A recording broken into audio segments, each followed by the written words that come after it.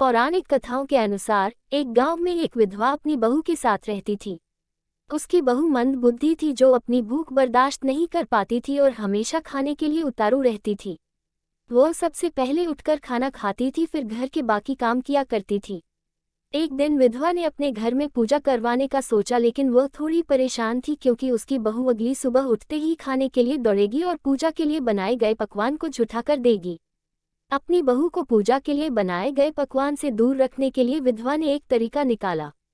पूजा वाली सुबह उसने एक मटका लिया और उसके नीचे एक छेद कर दिया और अपनी बहू से बोली कि आज पूजा है, इसीलिए खाना खाने से पहले पानी भर के ले आओ। बहू भी चालाक निकली। उसने देख लिया था कि विधवा ने मटके के नीचे छेद कर दिया है, इसीलिए वह अपने साड़ी में आटा बांधकर पनघट पर चली गई। वहां उसने आटा निकाला और कुएं के पानी की मदद से बाटियां बनाने लग गई। कुएं के पास ही एक शमशान घाट था जहां चिता जलाई जा रही थी। बहू ने उसकी आंच में अपनी बाटियां सेक लीं। उसकी बाटियां सूखी थी तो वह पास में ही गणेश जी के मंदिर चली गई, जहां गणेश जी को किसी ने चोला चढ़ाया हुआ था। उसने देखा कि गणेश जी की तोंद पर घी लगा हुआ है। उसने उस घी को अपनी बाटी पर लगा लिया और उसका भोग गणेश जी को लगाकर वह बाटी खा ली और घर वापस चली गई।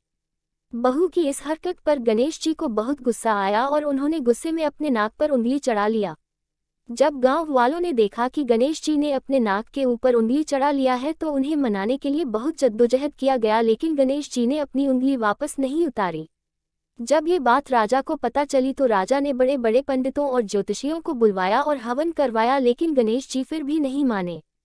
सब बहुत चिंतित थे। राजा ने पूरे गांव में यह ऐलान करवा दिया कि जो भी इंसान गणेश जी की नाक पर से उंगली हटाने में सफल होगा उसे इनाम के तौर पर 5 गांव दिया जाएगा। गांव के सभी लोग गणेश जी को मनाने में लग गए, लेकिन गणेश जी माने ही नहीं और अपनी उंगली चढ़ाए रखे। अंत में विधवा की बहू बोली कि अगर सब उसे आज्ञा दे तो वह गणेश जी की उंगली हटा सकती है। उसकी बात सुनकर विधवा हंसने लगी और बोली कि जब बड़े बड़े विद्वान कुछ नहीं कर पाए तो वह कैसे गणेश जी को मना पाएगी। किसी ने बोला कि जब सब लोगों को मौका मिला तो उसे भी एक मौका मिलना चाहिए। फिर सभी लोग बहू को एक मौका देने के लिए मान गए, लेकिन बहू ने एक शर्त रखी। उसने कहा कि उसके घर से लेकर मंदिर तक पर्दा बांधा जाए। सब लोगों ने सोचा कि इतना कुछ तो हो ही चुका है तो पर्दा बांधने में क्या जाता है। बहू के कहे अनुसार उसके घर से लेकर मंदिर तक पर्दा लगाया गया।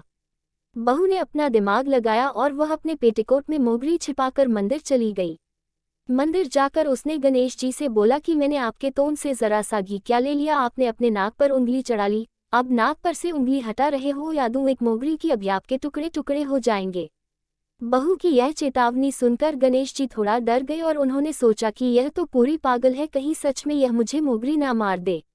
गणेश जी ने बिना सोचे समझे अपनी नाक पर से उंगली हटा ली, जिसे देखकर गांव वासी खुश हो गए और बहू का जयकारा करने लगे। राजा के ऐलान के मुताबिक बहू को 5 गांव इनाम में दिए गए। ये कथा सुनकर लोग गणेश भगवान से यह मांगते हैं कि वह भी उस बहू की तरह सबकी बात मान जाए और उनकी मनोकामना पूरी कर दें।